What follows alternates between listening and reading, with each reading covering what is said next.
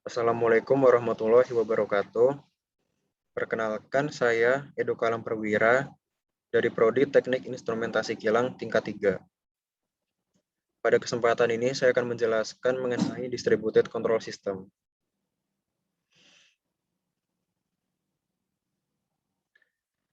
Yang pertama, saya akan menjelaskan terlebih dahulu tentang sejarah dari DCS. Pada awalnya, sistem kontrol plant berupa kontrol manual menggunakan sistem pneumatik. Pada sistem kontrol ini, seluruh pengontrolan dalam suatu kilang masih menggunakan sumber dari udara bertekanan, di mana sistem ini masih dinilai kurang efektif oleh perusahaan. Selanjutnya, seiring berkembangnya teknologi pada tahun 1962, DDC dikembangkan oleh sebuah perusahaan bernama Argus Computer. Pada sistem ini, penggunaan komputer untuk sebuah sistem kontrol masih dinilai kurang handal. Oleh sebab itu, masih perlu ditambahkan sistem redundansinya. Akibatnya, orang masih kurang percaya untuk mengandalkan DDC. Hingga pada awal tahun 1970, muncul sebuah sistem kontrol terdistribusi yang bernama Distributed Control System.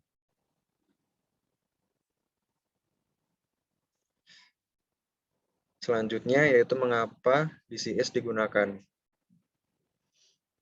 Alasan mengapa DCS dipilih sebagai kontrol pada suatu kilang yaitu pada DCS, semakin sistem tersebut terdistribusi, akan semakin sedikit jumlah kontrol loop per controller atau prosesornya. Dengan begitu, DCS akan dinilai lebih handal dan mudah digunakan. Kemudian DCS menggunakan sistem redundansi, sehingga akan mengurangi kemungkinan untuk terjadinya shutdown sistem.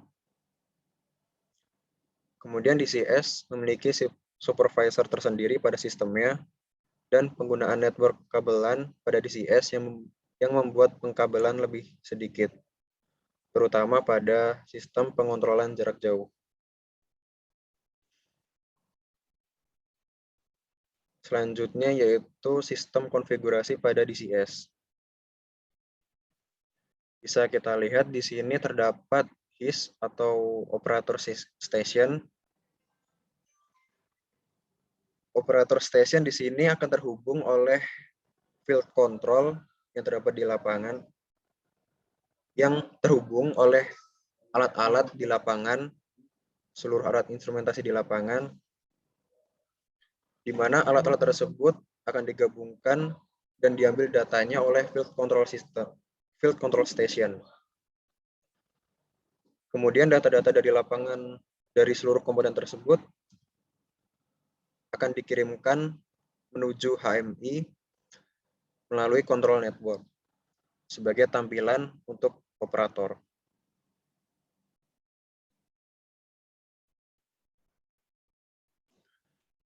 Hubungan arsitektur, fungsi, dan cara kerja DCS. Untuk menjelaskan relasi antara arsitektur, fungsi, dan cara kerjanya, sebelumnya saya akan menjelaskan terlebih dahulu mengenai fungsi dari DCS. Yang pertama, DCS berfungsi sebagai alat untuk melakukan kontrol suatu loop sistem, di mana satu loop bisa terjadi beberapa proses kontrol. Yang kedua, berfungsi sebagai pengganti alat-alat kontrol manual dan auto yang terpisah-pisah menjadi suatu kesatuan sehingga lebih mudah untuk pemeliharaan dan penggunaannya. Kemudian sarana pengumpul data dan pengolah data agar didapat suatu proses yang benar-benar diinginkan. Untuk cara kerja dari DCS ini, DCS mengumpulkan data yang diterima dari lapangan, kemudian mengolah data tersebut menjadi sebuah sinyal standar. Lalu DCS mengolah data sinyal standar yang didapat dari sistem pengontrolan untuk diterapkan sehingga mendapatkan nilai yang cocok untuk koreksi sinyal. Jika terjadi error, maka akan dilakukan koreksi data yang didapat untuk mencapai nilai standar yang diinginkan. Setelah terjadi koreksi terhadap simpangan data yang dilakukan pengukuran dan pengumpulan data ulang dari lapangan.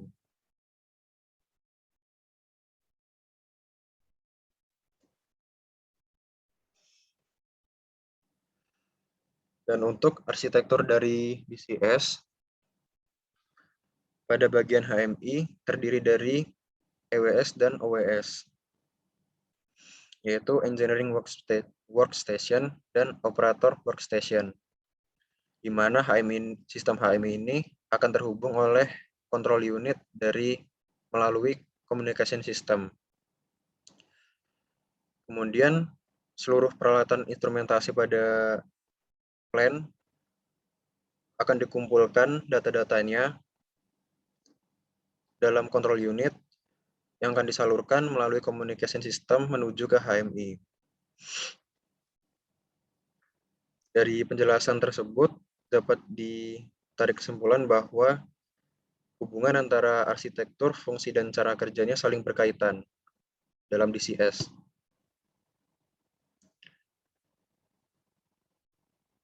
Di mana arsitektur dari DCS ini akan mendukung setiap cara kerja dan fungsi-fungsi peralatan untuk mendukung suatu proses kontrol dalam industri perminyakan.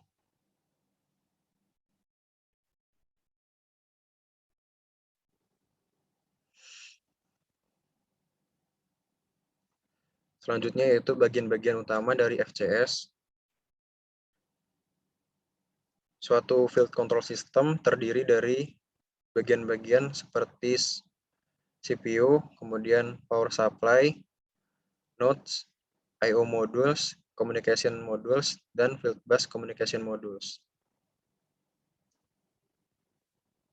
Untuk modul komunikasi merupakan sebuah penghubung antara FCS dengan DCS.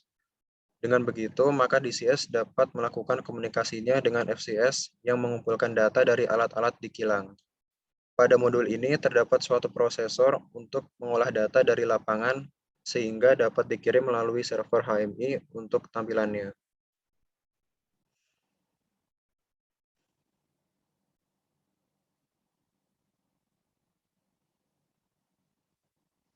Keuntungan sistem redundan. Sistem redundansi merupakan sebuah sistem yang memiliki kemampuan untuk mencegah kegagalan dengan memanfaatkan backup komponen yang berperan sama dengan elemen sistem. Dengan digunakannya sistem redundansi, maka setiap elemen pada kontrol sistem memiliki backup sistem untuk dipakai ketika suatu sistem mengalami kegagalan. Dengan begitu, kita dapat mencegah terjadinya shutdown sistem.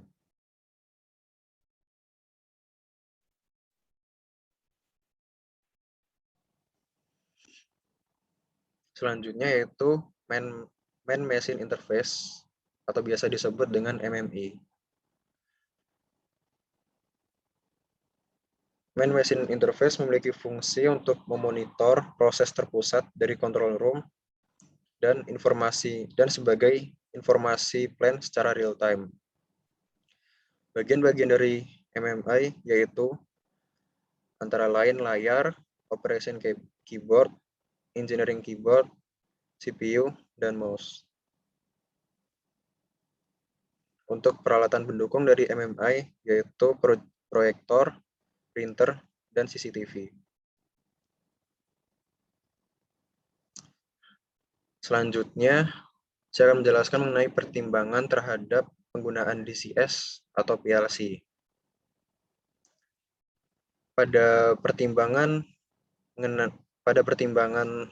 penggunaan DCS dan PLC ini, saya akan membagi ke beberapa parameter-parameter, diantaranya yang pertama tentang apa yang diproduksi oleh suatu perusahaan dan bagaimana. Untuk PLC sendiri, tipikal produk yaitu barang otomasi, manufaktur, dan perakitan. Sedangkan DCS, bahan melibatkan kombinasi dan transformasi bahan mentah. Kemudian pada PLC, produksi termonitor secara visual oleh operator, membutuhkan kontrol logika, membutuhkan kontrol batch sederhana sehingga menghasilkan satu jenis produk, prosedur tetap, resep konstan, tidak pernah berubah. Sedangkan untuk DCS, proses produksi seringkali tidak terlihat oleh operator. Membutuhkan sistem kontrol regulator dan kontrol batch kompleks menghasilkan berbagai jenis produk, prosedur dapat berubah, resep variabel.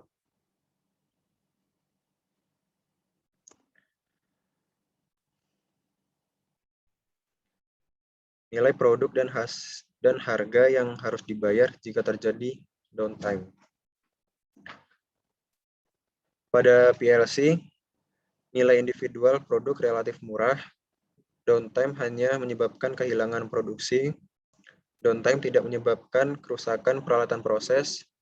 Dan jika terjadi kerusakan, waktu pemulihan relatif cepat. Sedangkan pada DCS, nilai material yang akan diolah dan hasil produk relatif mahal. Downtime tidak hanya menyebabkan kehilangan produksi, tetapi dapat menyebabkan keadaan yang berbahaya. Kemudian downtime umumnya menyebabkan kerusakan peralatan proses dan produk. Lalu jika terjadi kerusakan, waktu pemulihan relatif lambat. Selanjutnya mengenai jantung sistem bagi operator. Pada PLC terletak pada controller dan DCS yaitu HMI atau Human Machine Interface. Kemudian tentang apa yang diperlukan oleh operator agar proses berjalan lancar. Pada sistem PLC, tugas utama operator adalah mengatasi proses abnormal, kemudian informasi status seperti on-off, run, stop, sangat kritis bagi operator. Alarm proses produksi abnormal adalah informasi kunci bagi operator. Sedangkan pada DCS, interaksi operator dan proses sangat ketat. Operator harus dapat membuat keputusan dan secara terus-menerus berinteraksi dengan proses terkait dengan targetnya. Untuk tren sinyal analog pada HMI, memberikan informasi kritis bagi operator tentang apa yang sedang terjadi pada proses. Kemudian manajemen alarm adalah kunci keamanan pada operasi proses. Lalu bagaimana performansi yang diharapkan? Pada PLC, eksekusi program kontrol relatif cepat sekitar 10 milisecond. Kemudian sistem redundansi tidak selalu diperlukan. Untuk merubah konfigurasi sistem dapat dilakukan secara offline. Sistem kontrol analog berupa PID sederhana. Lalu untuk DCS, eksekusi program loop kontrol relatif lambat sekitar 100 sampai 500 milisecond.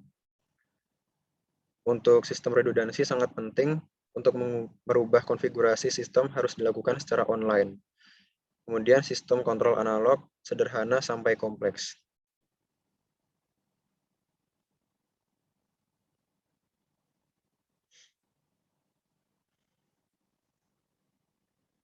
Penggunaan DCS.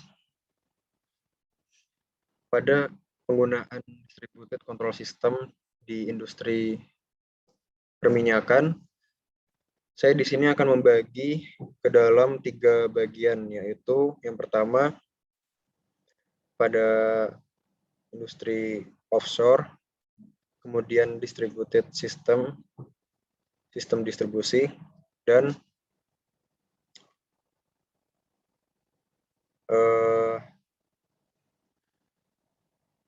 ya Allah, padahal